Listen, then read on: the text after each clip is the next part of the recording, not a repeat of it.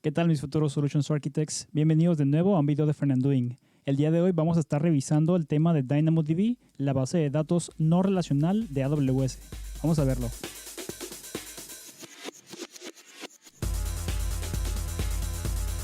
Antes de comenzar, quiero felicitar a las personas que están apareciendo ahora en pantalla por haber logrado la certificación de AWS y espero más personas se estén animando pronto a hacer lo mismo.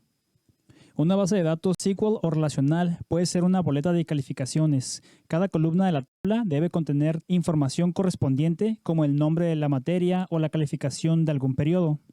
Una base de datos no relacionales o no SQL pueden almacenar objetos complejos que no siempre tengan una estructura definida. Por ejemplo, podríamos almacenar todas las líneas de una obra de Shakespeare, incluyendo qué obra es, qué capítulo, quién ha hablado y su texto correspondiente. Lo mismo podríamos hacer para guardar tweets o también una tabla de puntuación de videojuegos. DynamoDB es serverless, no hay servidores que aprovisionar, parchear o administrar, y no hay software que instalar, mantener o utilizar. Es una base de datos de objetos clave-valor y documentos que admite tablas de prácticamente cualquier tamaño con escalado horizontal. Se ha diseñado para cargas de trabajo críticas. También se incluye la compatibilidad con transacciones ACID, cuenta con transacciones de milisegundos de latencia y además cifrado y respaldado de bases de datos. DynamoDB automáticamente distribuye la información y el tráfico de tus tablas sobre una cantidad suficiente de servidores para poder manejar el flujo de datos y los requisitos de almacenamiento sin sacrificar el rendimiento. Cabe mencionar que toda la información de DynamoDB está almacenada en discos SSD y la información es replicada o copiada a múltiples zonas de disponibilidad en la misma región para lograr durabilidad y alta disponibilidad. Por último, muy importante, es que DynamoDB cuenta con dos métodos de lectura a los datos y estos son eventualmente consistente y fuertemente consistente. Cuando nuestra aplicación escribe a DynamoDB, recibimos un código de estatus 200. Como ya lo mencionamos, DynamoDB automáticamente replica los datos que son escritos a diferentes data centers conocidos como Availability Zones. Esta información escrita es eventualmente inconsistente en menos de un segundo a través de estos diferentes data centers. AWS ofrece dos maneras de leer esta información con lecturas eventualmente consistentes y fuertemente consistentes. Vamos a tomarnos un segundo para explicar qué significa esto. En el caso de las lecturas eventualmente consistentes, los datos pueden no reflejar el resultado de operaciones escritas recientes. Si pruebas un momento después, la información de vuelta al leer debe contener los datos más actualizados. Esto debido a la manera distribuida de DynamoDB y ese breve momento en que los datos se deben de replicar a los demás data centers que mencionamos antes. Cuando solicitamos una lectura fuertemente consistente, DynamoDB se asegura de devolver la información más actualizada de todas las escrituras satisfactorias hasta ese momento. Sin embargo, esto trae consigo algunas desventajas, como latencia adicional al leer los datos o errores 500 si hay algún apagón de servicios de AWS. Usaríamos lecturas fuertemente consistentes cuando necesitamos asegurar que tenemos la información más actualizada. Por ejemplo, puede ser información de facturación, donde hasta un milisegundo de latencia nos puede costar muchísimo dinero. Vamos ahora a la consola para ver un breve demo de cómo funciona todo esto. Muy bien, entonces estamos aquí ya dentro de la consola de AWS. Lo primero que vamos a hacer es que nos vamos a ir a la barra y como siempre vamos a escribir el nombre de nuestro servicio. Vamos a escribir DynamoDB y vamos a seleccionar el primero que nos aparece. Ahora puede que nos aparezca una versión nueva de la consola a la que estamos acostumbrados y lo puedo decir porque este es mi caso. Así que lo único que tenemos que hacer aquí sería buscar o Tables, Dashboard o simplemente vamos a dar clic en este botón naranja donde dice Create Table. Nos van a estar apareciendo diferentes opciones, así que vamos repasándolas una por una. Lo primero que vamos a necesitar es un nombre para nuestra tabla, así que le vamos a poner tabla Fernandoing. Primero, la partition key sería el identificador primario de tu tabla. Puede ser, por ejemplo, un número de orden, un número de empleado o la matrícula de algún estudiante. La sort key la usaríamos solo si esperamos que la partition key se pueda repetir.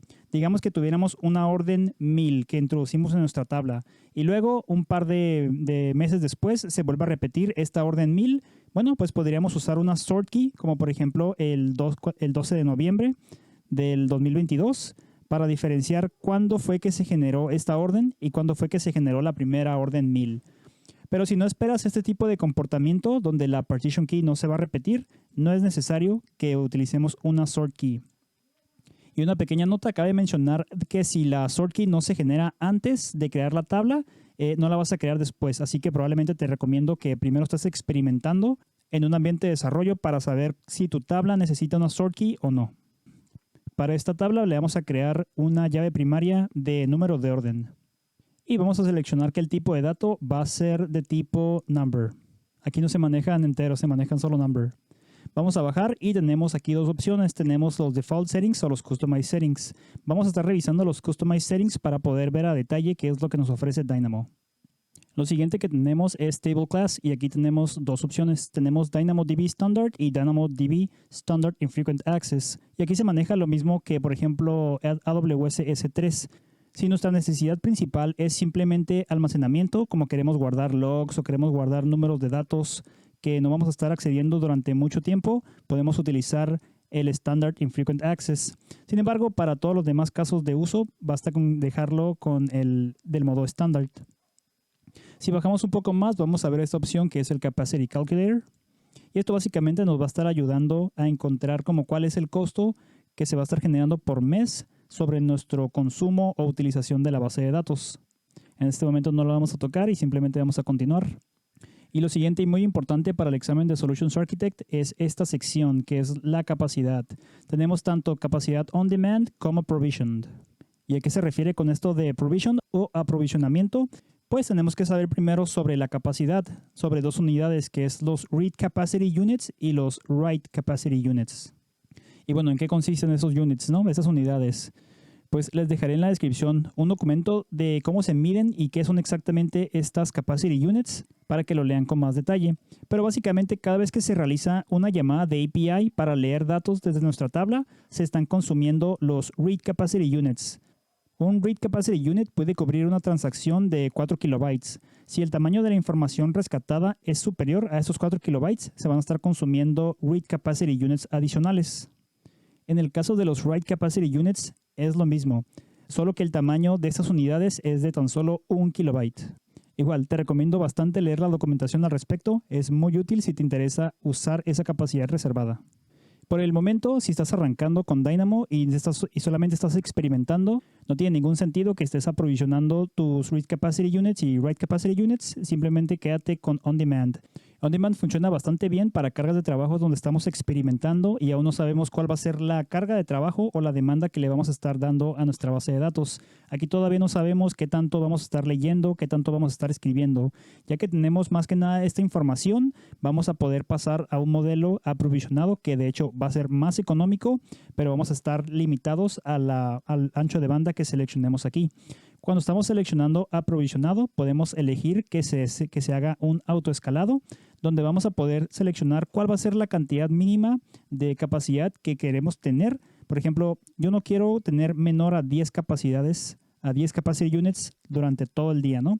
Pero podemos decir que el máximo voy a estar permitiéndolo que llegue hasta 500, en dado caso de que tenga alguna hora pico, ¿no? Entonces, cuando la utilización de esos Read Capacity Units esté acercándose al 70%, la capacidad va a crecer y va a seguir creciendo siempre que estemos llegando al 70% de la utilización hasta un máximo de 500. Lo mismo aplica para el Write Capacity Units. Y como ya comentamos, si ya viste que tu carga de trabajo siempre es constante, siempre estamos oscilando entre los 10 y los 20, podemos dejarlo como esto apagado y simplemente decir, ¿sabes qué? Déjame 20 durante todo el día y con esto me basta. En este caso lo vamos a dejar con On Demand.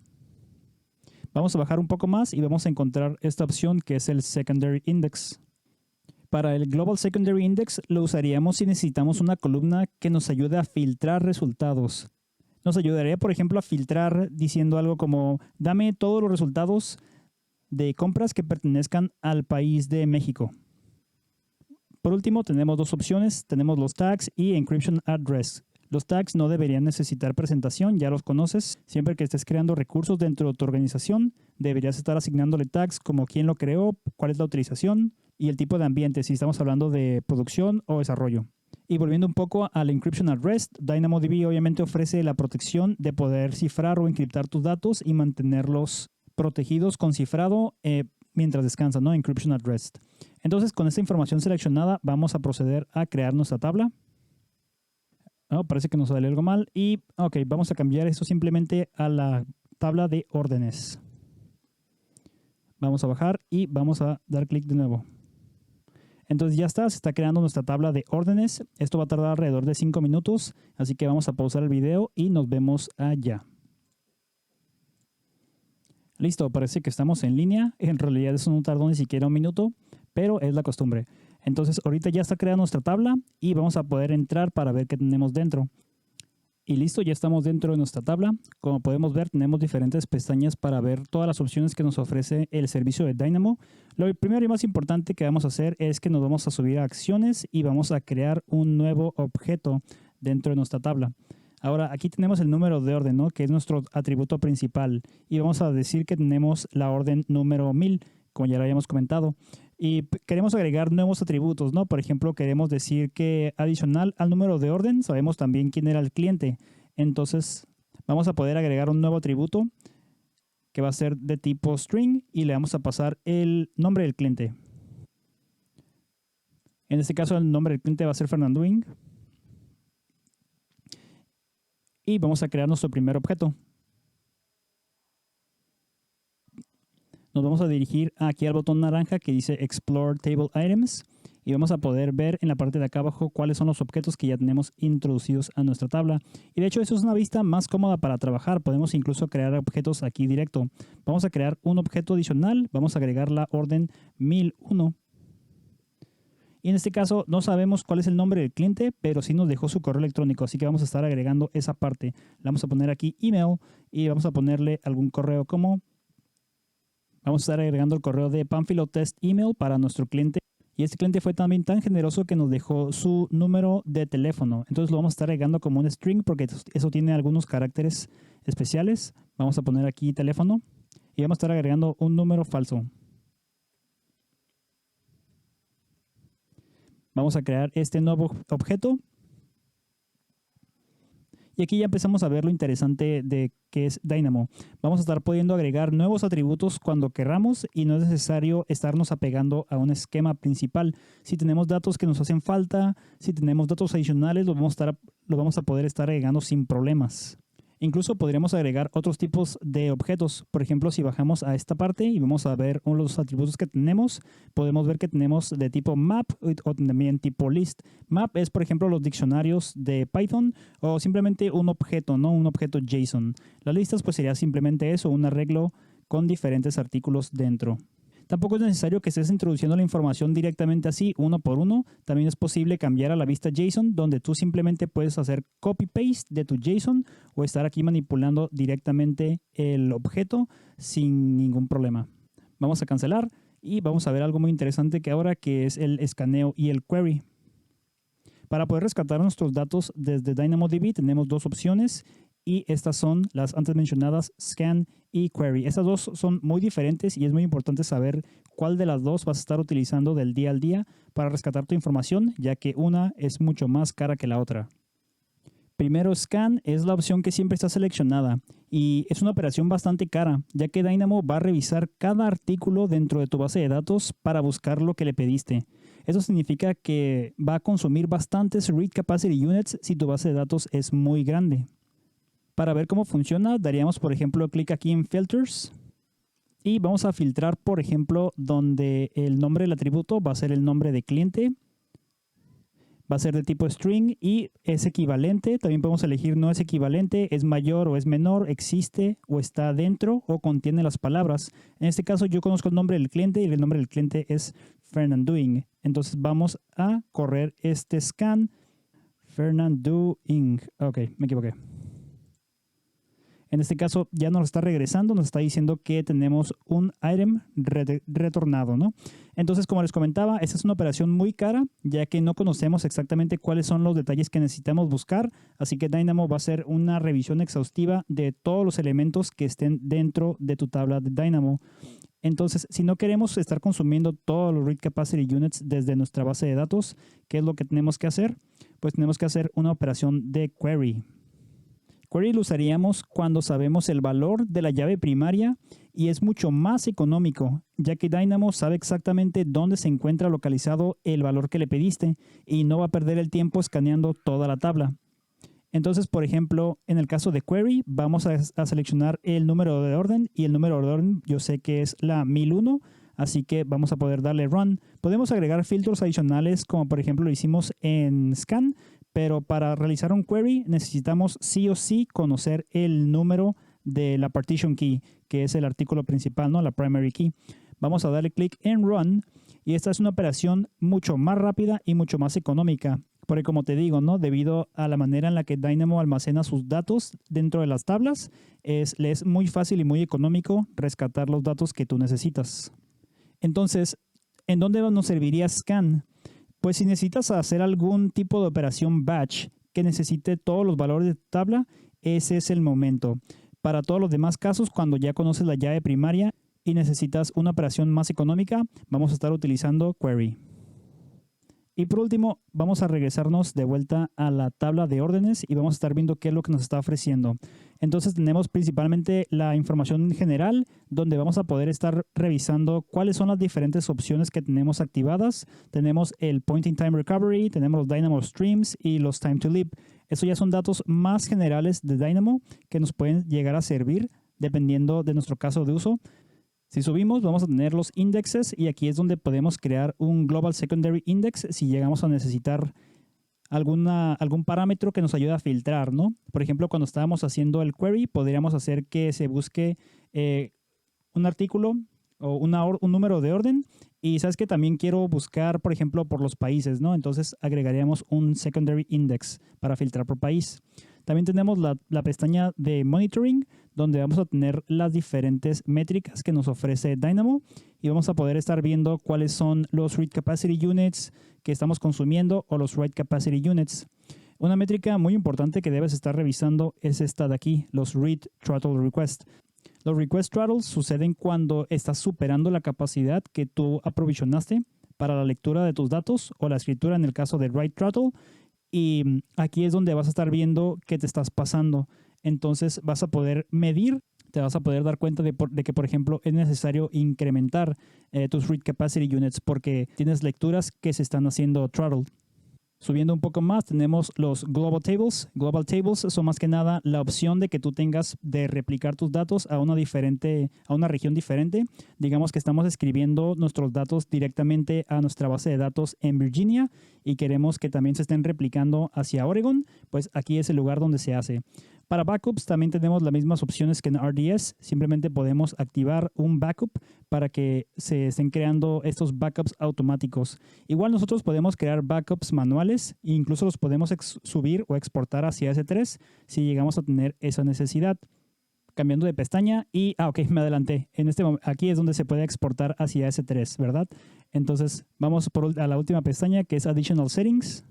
Y aquí tenemos, por ejemplo, donde vas a estar manipulando la información de tus Read y Write Capacity Units. También tenemos el Time to Leap, en dado caso de que quieras que tus datos expiren en dado tiempo, si se vuelven, por ejemplo, stale, o sea que los datos ya se pudrieron, ya no sirven.